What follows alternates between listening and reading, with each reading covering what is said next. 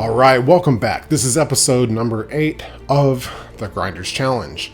The purpose of the Grinders Challenge is to start off with a local free roll to where you have no investment in the game at all. You play for free, you play a tournament, you get first place, you take that cash, you put it into a cash game with the lowest stakes, and you double it up, you go home. You double it up, you go home. You double it up, and you go home until you build a big enough bankroll to buy into a higher game. We never touch this money, but the purpose is to make sure that you never take money out of your personal checking account from your job or whatever source of income you're getting. You start off, you play for free, and you scale all the way to the top. If you never touch your money, you can play at any stake you want. This will eventually work. You just have to try it to get started. If you fail on the free roll and you go buy in and you lose, whatever, start over. This is the best management structure that you can create because you keep your day job, you keep your making your money that you make at work, and you go play on Friday and Saturday nights at the casino to go make your free money, which you never touch, and you build up a big enough bankroll to where you can buy in for higher. I'm almost 50% of the way to my next level already, and I've played 5 games. I lost $200 on my first game. I didn't bring any other money with me. I brought one buy-in. Unfortunately, I lost it, and I came back the next weekend and I won again, and I made more than I lost. It all evens out over the course of time. Right now, I'm averaging almost $300 a game. I think I'm at $292 over the course of 5 games on average. So technically, my goal is to just literally double up. But I've been playing pretty good, and I've got a lot of grit right now. So, I'm grinding. I'm playing serious. I'm not playing like hardcore because that'll get in the higher stakes. But anybody can do this. I'm just setting the tone for you. I'm still early in this race. I'm only on game number 5. Tonight will be game number 6. Come jump in this Grinders Challenge. All you have to do is go play for free at a tournament, take the cash, and then go to the casino. You want to go with me? Somebody race me. It's the best way to do it. So today, episode number 8, we have a very important tip. And I've taken this tip out of order. I was going to put this in a little bit later on, but I've already had a loyal Grinders supporter asking a question. And it's a question about one of the tips that I've had throughout this concept. They've play too often where they go, and they've made too many friends, and they play for a lot of money already, the higher stakes, and they need to break away from the friendships because it is keeping them, the socialization part of this, the socializing is keeping this person from climbing higher and making more. So today is going to be a very important tip, and it is the reason why I am dressed the way I am dressed. I'm in all black today. So what are we going to do about you have too many friends at poker and you can't go be the savage that you know that you are, and you can't go claim higher stakes because you can't build your bankroll because you don't want to take people's money. People aren't taking you seriously because the first thing, the way you dress. The colors that you wear, the clothes that you wear, and the things that you do to give yourself a table image are way more important than you have any idea. Throughout the course of this time that I've played poker, I have always taken particular colors and clothes and coordinated them and matched them to my personality that day. Sometimes I'm extremely aggressive on the table. Sometimes I'm extremely passive.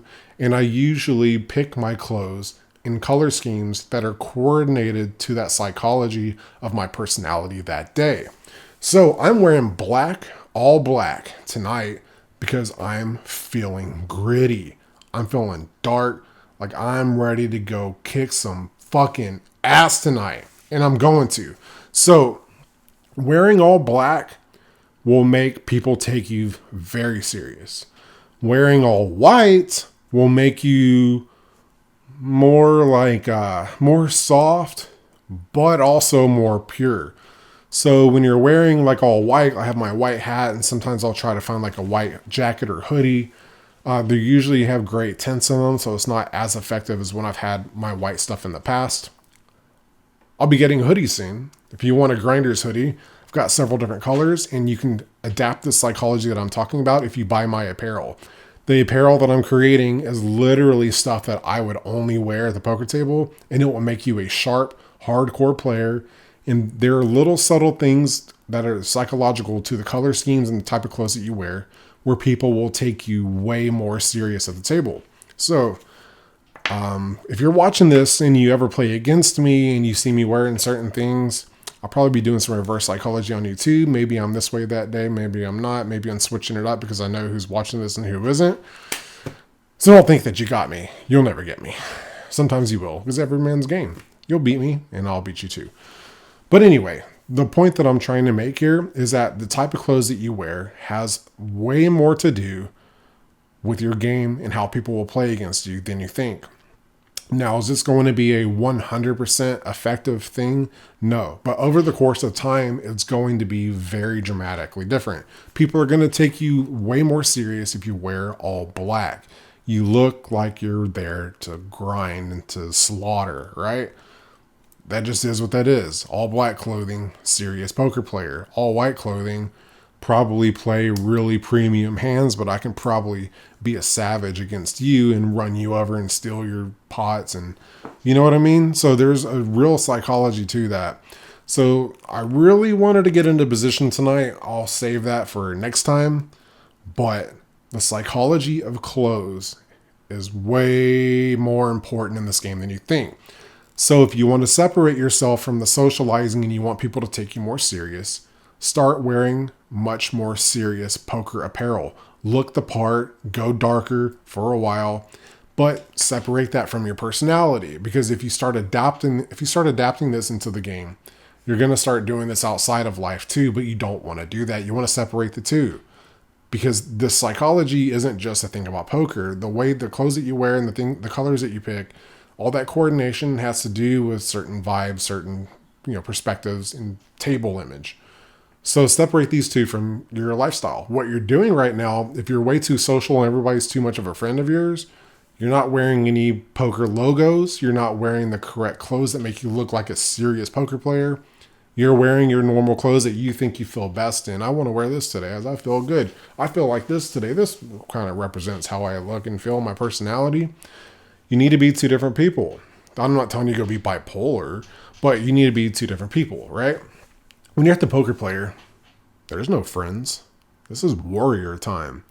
It's your money's over here or my money's over where you're at. And I'm not going to let that happen. Your money's going to be over here, right?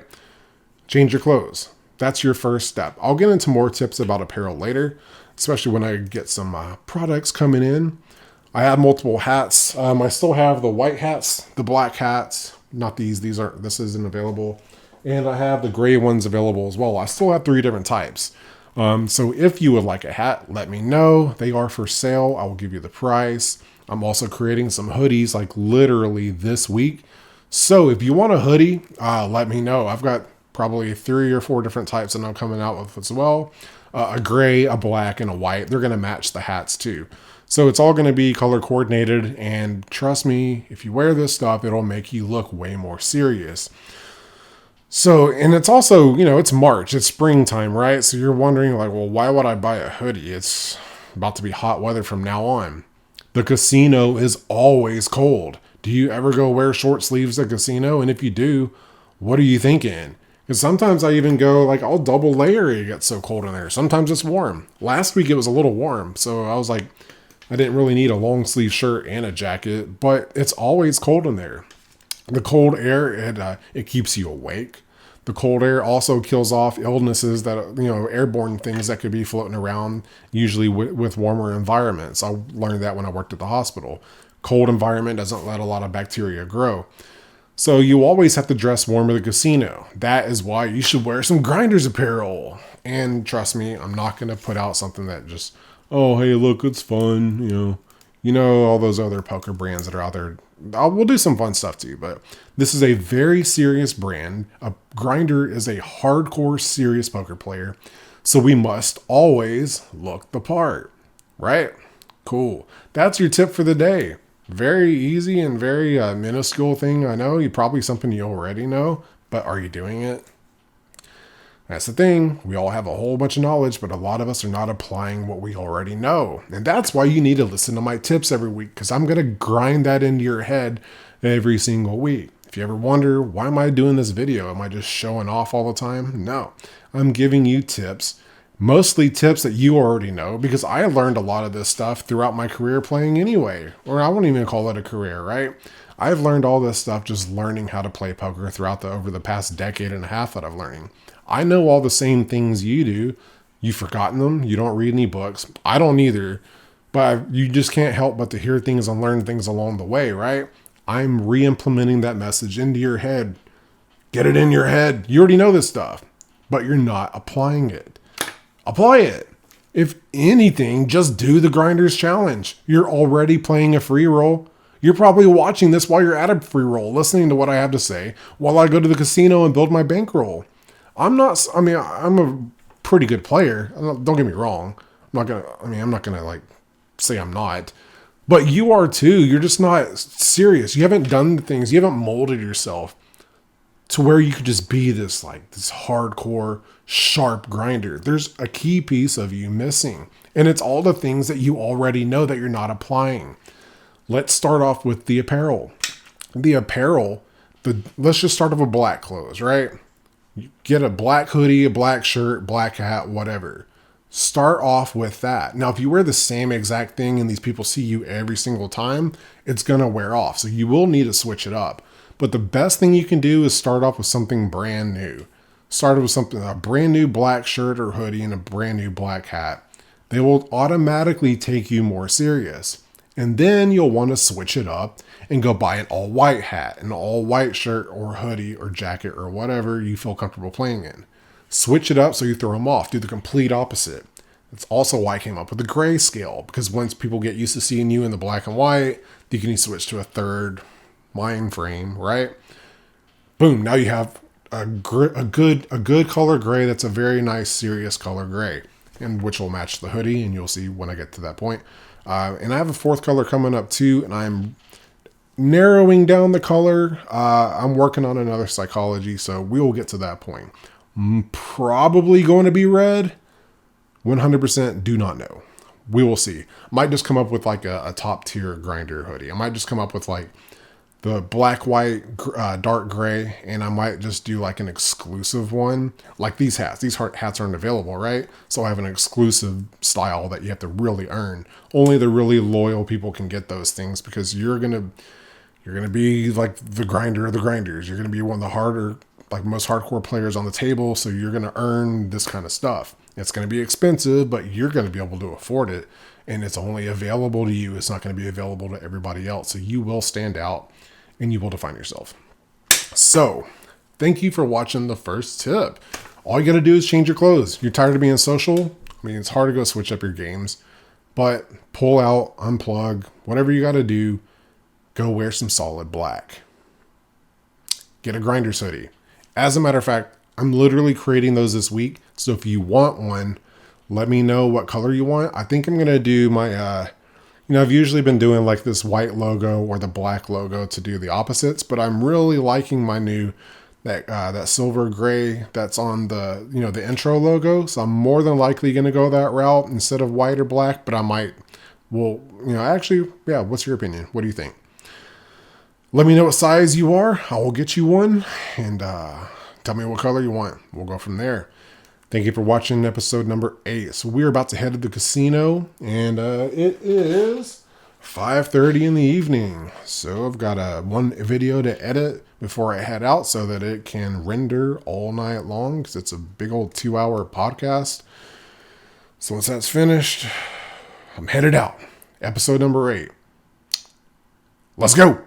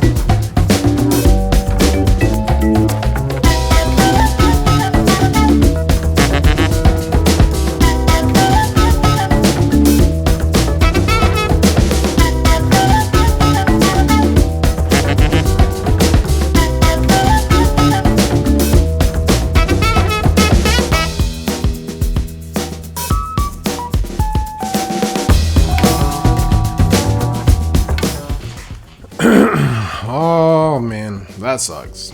I lost. That's loss number 2. That's pretty crazy. But I'm not gonna let it beat me up too bad. I lost 300 tonight, so I topped off when I was down 80. So I was like, okay, I see where everybody's at. Put another 100 on the table, still didn't matter. Tonight, my real loss was because of the river. I actually had some pretty decent hands, built up a whole lot of momentum, and I just couldn't hold on. That river card, it completed everybody else's hand except for mine, like over and over.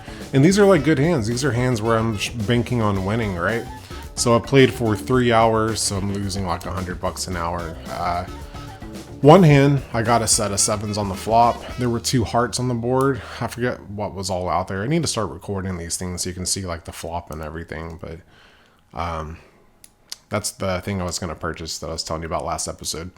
But yeah, so I flopped a set of 7s. I had 2 7s in my hand. One came out right on the board. And then I was playing, he had a queen of hearts and something else.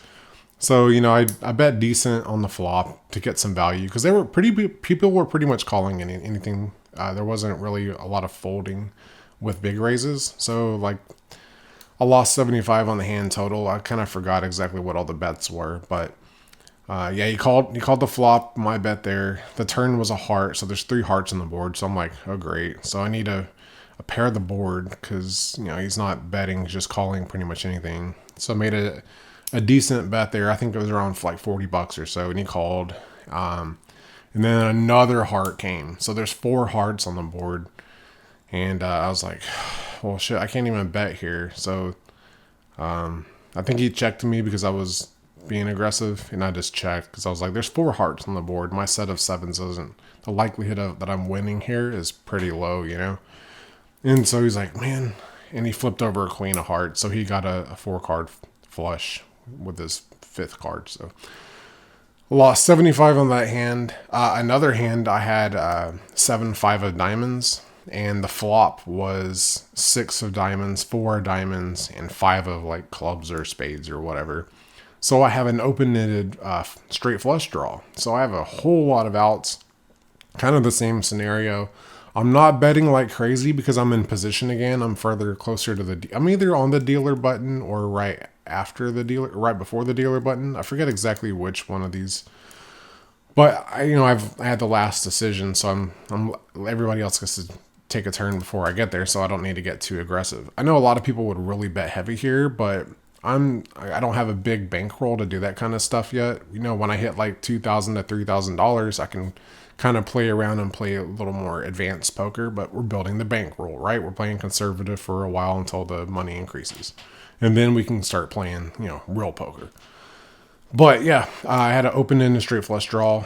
The turn card was another 4, so the board paired, and the kid bet like $40. So I'm like, the only reason these people have been betting tonight, like heavier bets, is because they're like they have good cards. There really wasn't very much bluffing. One guy was bluffing like ever so often, but he would show you that he was bluffing because then he was playing good hands. So I picked up on that, and yeah, the board paired, and this was a small blind that was playing. So I'm like, he probably has low cards anyway because we all limped in. I had 7-5 of diamonds. I'm not going to raise pre-flop with that. So turn was a 4, and the river was a 3 of clubs. So no diamonds came. I got my straight. On the river with a 3, 4, 5, 6, 7. And he bet another decent hand. I'm like, I think like another 45 or $50. I think it was. I forgot exactly. But I was like, I just have a feeling that he has a full house, but I have my straight. I got that at least. So I'm not going to re-raise him and get aggressive, even though I hit my straight.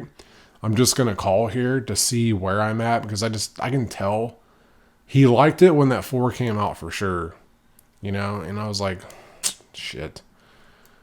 I could tell he probably had that 4, and I didn't know if he had any other cards because you kind of have to see, right? Sure enough, I just called his $50 bet or whatever it was. And yeah, he had a full house. He had 6-4. So 6 of diamonds, 4 diamonds, 5 of clubs. And then he had 6-4 and the 4 in the turn. So he had 4-4-4, 6-6. So Another 90 bucks or so gone right there. And so I ended up topping off for another 100 when I was down 80. And the last chance that I really had, I'd gone through another like $25 or so, just trying to catch something on the board. I finally got ace 8, right? And, I only have like $75 left at this point. So I just limped in with it. I hit the board. In fact, I think it was like $8. Somebody made it like $8, and I had ace 8. So I called the $8 because I have an ace, which is at least a decent starting hand. All I have to do is hit the board, and I did. It was like ace 10 6 or something, and I'm in last position again. So this one guy bets a little bit of money. It was like $15 or something. So I called because I have the ace, and then a 7 comes. And then he bets like $50. I'm like, that's kind of weird. So he went down on his bet and then he spiked it. So I was like, okay, so he's probably got an ace also. But you know what? There was no pre-flop raise because he limped in also. Yeah, it was a $2 call to get in there in the first place. And then it was a $15 raise. And then he pumped it to 50, which didn't make any sense. So, well, I mean, it made sense. He had an ace. But yeah, so I can tell that he had an ace just because of his aggression and these bigger bets they're doing. People aren't bluffing here; they're getting value bets. So I'm like, okay, he probably has an ace also. And I was trying to guess exactly which ace he had. If he's gonna limp in for $2, he doesn't have ace 10, ace jack, ace queen, ace king, because he's gonna raise with those. Everybody was raising. Nobody was being sneaky. Everybody was raising with those hands. So he only called $2. So I knew that his ace was weaker than a 10 or above, right? And I was like, okay. I mean, I was already thinking about, I have these $75 left. I should probably just go home because I'm obviously not winning. But I'm just sitting there dedicated to at least make some of my money back. I want to get at least a draw. I don't want to take an L. Or if I can get to the draw point, I'll at least fight for my money back. I don't like the draws. I'll either take the loss or find some way to get the win, right? So he made it like $50 and I had $58 left. So I was like, I have an ace, I have an 8. I feel pretty confident here. We're either going to tie. He could outkick me with a higher ace, or he might be lower. He might have like an ace and a 4 or ace and a 5 or whatever. And, I could see him getting aggressive with an ace 5 or something. So I was like, I have ace 8. I should win. And so I just went ahead and went all in because I called his 50 and I added the $8 I had left on there. Because I'm not going to sit there with $8 in my hand. That's retarded. I might as well just try to get the $8 out of him. So yeah, went all in.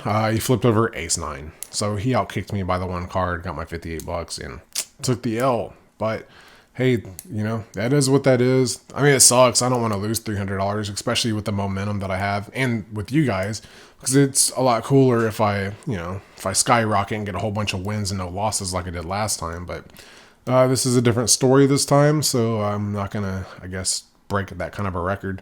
But I am making more money on average per game than I did back then, so I might be able to make a faster bankroll this time, even if I take more losses. And that's fine too, because it's all about increasing the bankroll. But man, I just like those non-tarnished records. Like when I hit 38-0, that was freaking awesome. Like that was a lot of wins in a row.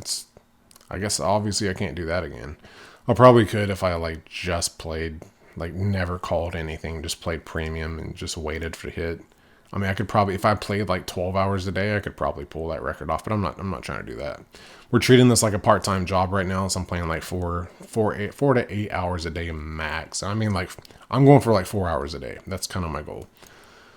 So yeah, took an L. Man, there's another topic I really want to talk to you about right now. Because it's all related and this is really important, but I'm going to save it and I'm going to write it down. Position is the next thing I want to talk about, but now there's another topic that I'm I really want to bring this up. But we talked about apparel. I mean, this is a bad time, I guess, to use the table image in apparel because it had nothing to do with anything that I had to play with tonight. So I wore all black, none of that. Nobody was intimidated. Nobody cared. So like I said, this isn't always going to be the case. It's subtle imagery, right? So these little bitty things are going to make little bitty differences over the course of time. So what I said about the apparel, wearing certain types of clothes, like looking like a hardcore poker player, that stuff is correct. People will take you more serious. Even if you wear a poker logo on your hat or on your hoodie or whatever, then it looks, like fun poker stuff where it's like jokes on it, like we have a joke. I'm going to come out with a t-shirt. It's not personal. It's poker. I mean, we have like fun stuff too, right? So that gives you like a lighthearted mood, but wearing like dark clothes, dark logos, black on black shadows and stuff like that, it gives you a much more serious vibe. So people will make that differential just because of a poker logo versus like a funny slogan.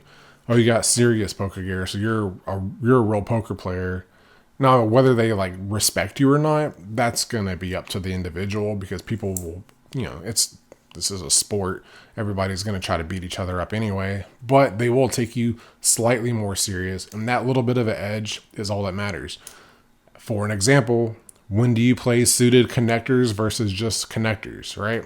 If you, like I had 7-5 of diamonds. If I had a club and a diamond, I probably wouldn't have played it. I would have thrown it away, right?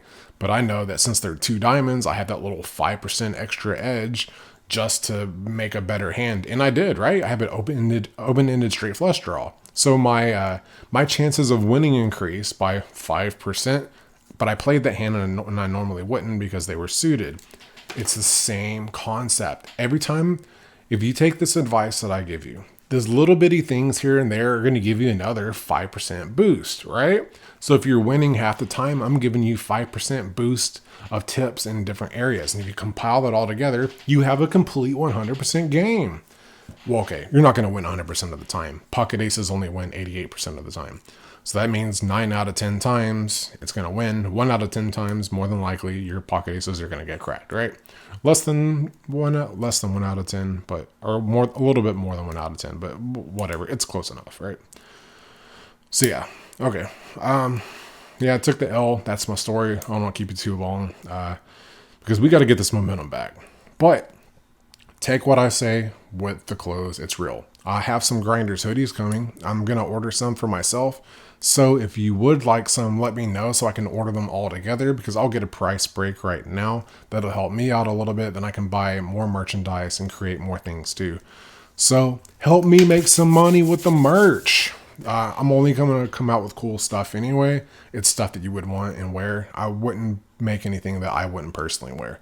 And I'm a hardcore poker player. So let's do this. Thanks again for watching. This is episode number 8. Took a $300 loss.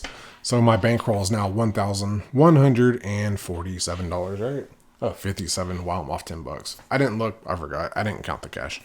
So yeah, down to $1,157 bankroll. Win 4, loss 2, draw 0. It's okay. Take it on the chin. Still got 5.5, almost 6 buy-ins left. I'm still in the green zone. So as you can tell, there's no red light. There's no danger. Well, I don't call it the green zone until I hit the $2,000 mark. Then I'll have the green light. So still no green light, no red light. We're all good. But yeah. All right, guys. I will see y'all next weekend, episode number 9. And I think we're going to talk about position, or I'm going to bring up this next thing that I want to talk about. We'll see when we get there, and my mind will be in the right place. So I'll either play Friday or Saturday. I don't know which yet. I played Saturday this weekend. I knew I should have played Friday. I could tell Friday was popping, but I decided to spend time with my girl instead. And then I was like, Saturday, it's almost a guarantee to win on Saturday. But I could just tell something about Friday. Friday would have been a good night. Follow your gut, man. Follow your gut. I knew I pushed myself out the door last night. I felt good. Like, I was down to play. I didn't think I was going to lose. But the river had other plans. So sometimes that happens. That river will distribute your money to somebody else sometimes. It has nothing to do with you, right?